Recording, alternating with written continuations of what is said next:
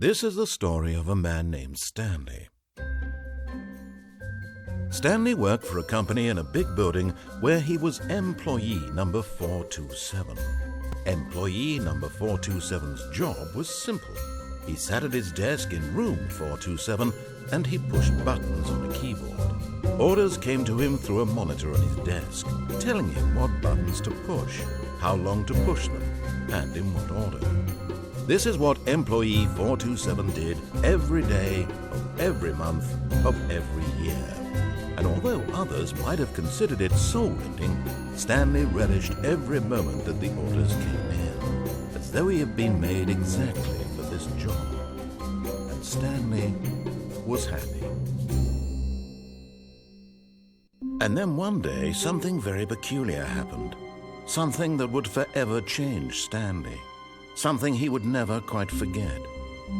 He had been at his desk for nearly an hour when he realized that not one single order had arrived on the monitor for him to follow. No one had showed up to give him instructions, call a meeting, or even say hi. Never in all his years at the company had this happened, this complete isolation. Something was very clearly wrong. Shocked, frozen solid, Stanley found himself unable to move for the longest time. But as he came to his wits and regained his senses, he got up from his desk and stepped out of his office.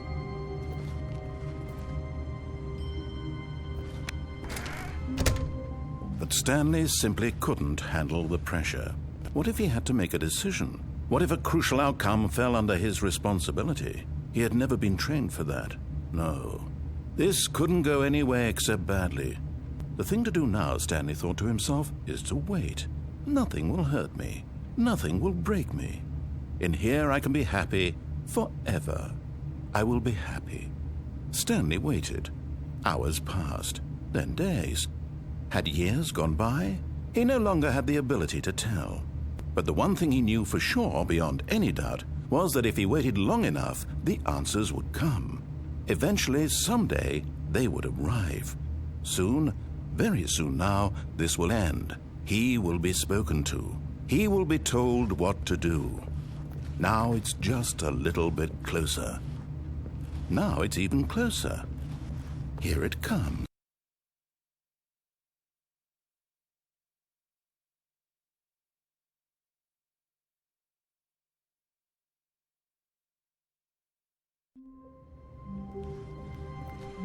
Someone was following Stanley. He was sure of it.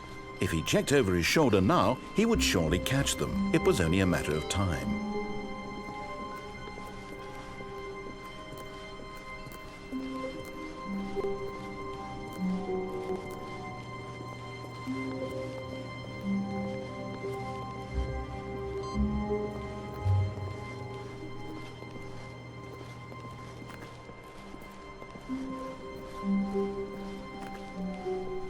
When Stanley came to a set of 2 open doors, he entered the door on his left.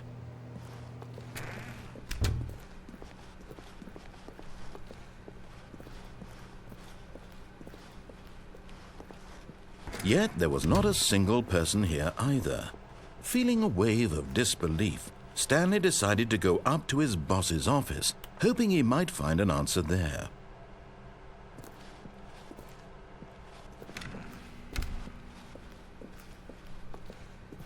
Coming to a staircase, Stanley walked upstairs to his boss's office.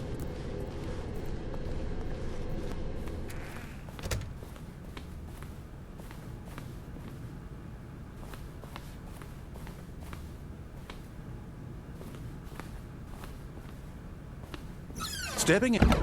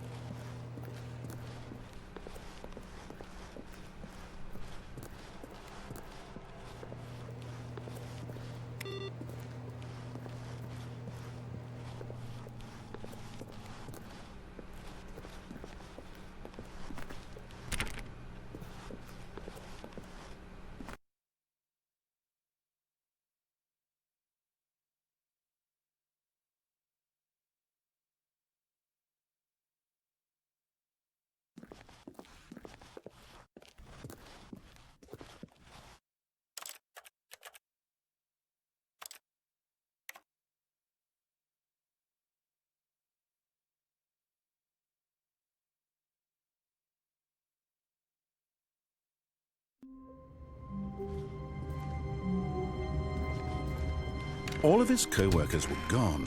What could it mean? Stanley decided to go to the meeting room. Perhaps he had simply missed a memo.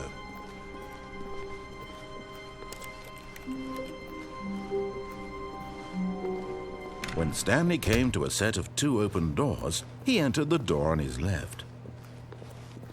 This was not the correct way to the meeting room, and Stanley knew it perfectly well. Perhaps he wanted to stop by the employee lounge first, just to admire it. Ah, yes, truly a room worth admiring. It had really been worth the detour after all, just to spend a few moments here in this immaculate, beautifully constructed room. Stanley simply stood here, drinking it all in. But eager to get back to business, Stanley took the first open door on his left.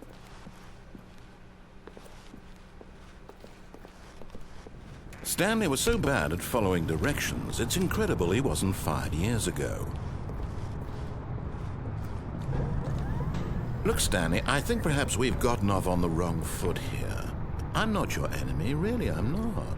I realize that investing your trust in someone else can be difficult, but the fact is that the story has been about nothing but you all this time. There's someone you've been neglecting, Stanley.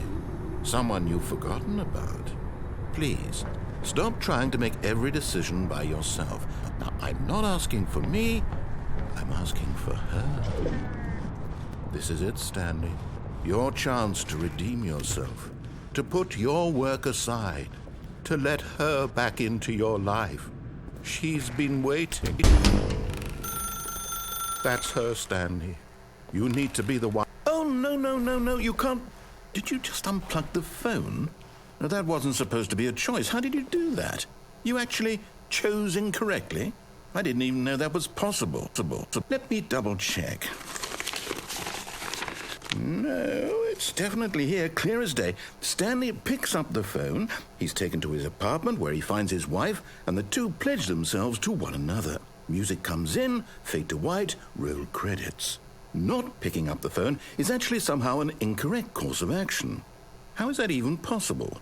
None of these decisions were supposed to mean anything. I don't understand. How on earth are you making meaningful choices? What did you...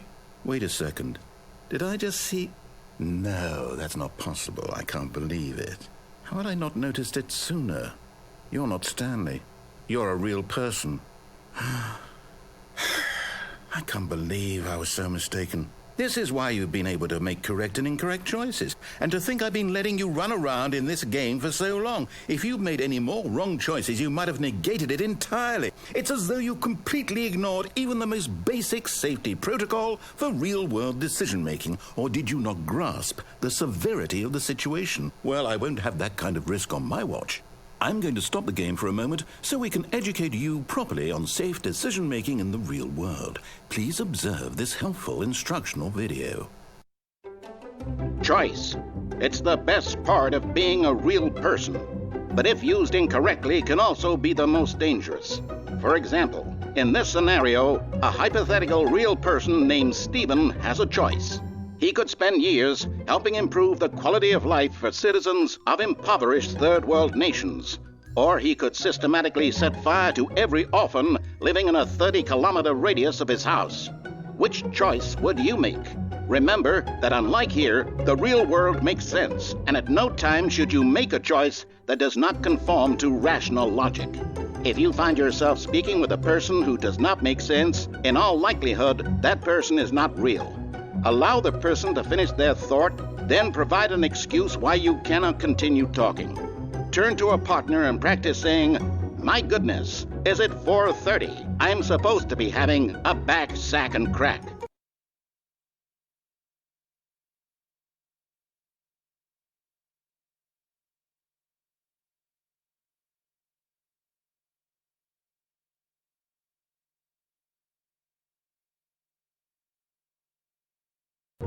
Excellent. Making choices on a regular basis is the best part to a healthy decision-making process. Most medical professionals recommend making at least 8 choices per day. Do you make more than 8? Less? And finally, if you begin to wonder if your choices are actually meaningful and whether you'll ever make a significant contribution to the world, just remember that in the vast infiniteness of space, your thoughts and problems are materially insignificant, and the feeling should subside. At this time, your instructor will guide you in an exercise to test and reinforce the material covered in this video. Welcome back. You may have noticed that this room has begun to deteriorate as a result of narrative contradiction. But not to worry. Now that you're properly informed on good decision-making, we're going to revisit a choice you made just a few minutes ago and see what the correct thing to do would have been. This way, please.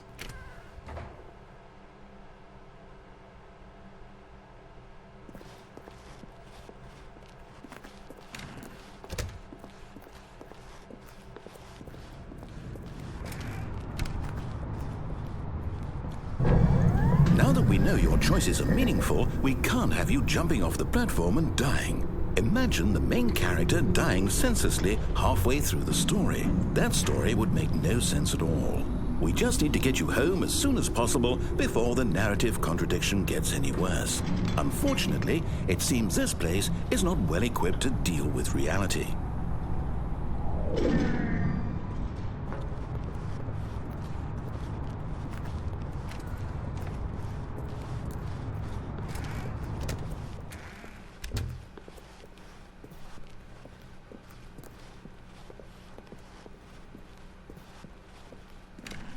Almost there. You'll take the door on the left, back to the correct ending, the story will have resolution once again, and you'll be home free in the real world. Now remember, all you need to do is behave exactly as Stanley would. That means choosing responsibly and always putting the story first. I'm quite sure you'll be up to the task. Just follow my lead and you'll be fine. All right. When Stanley came to a set of 2 open doors, he entered the door on his left. No! Why did you do that? Quickly, hurry back in the other direction. Perhaps we're not too late.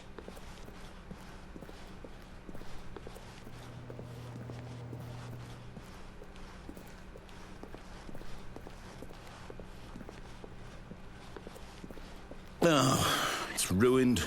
I can't believe, after everything we talked about, that my story, you've destroyed my work. Why? For what? What did you get out of that? What did you think was so special about seeing the game undone, left here like so much garbage? It's worthless now. And what am I supposed to do? Even if there were a way to continue, would it be worth it? To know that my story is now incorrect? How can I go back to that? I can't erase that knowledge. I'll have to live with it forever, reliving its impossibility forever. I couldn't live that way. Is it better to shut the game down entirely? To willingly destroy all of my work? I don't know. What's the answer? What do I do? What do I do? What do I... No, I have to. I have to shut the game down. I have to. I have to.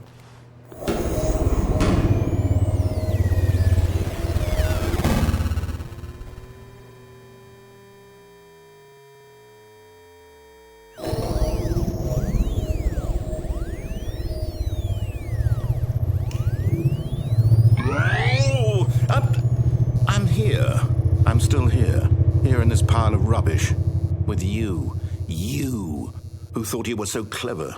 Now look where we are. My entire game is destroyed. It was the only thing in the world that was mine, and you've run it into the ground. What, did you think that would be funny? You just had to see? Didn't I impress upon you how important it was to be like Stanley? He actually knows how to do what I tell him to. He understands that if I say to do something, there's a damn good reason for it. That thought hadn't even occurred to you, had it? That there's a world outside of you? You're a child.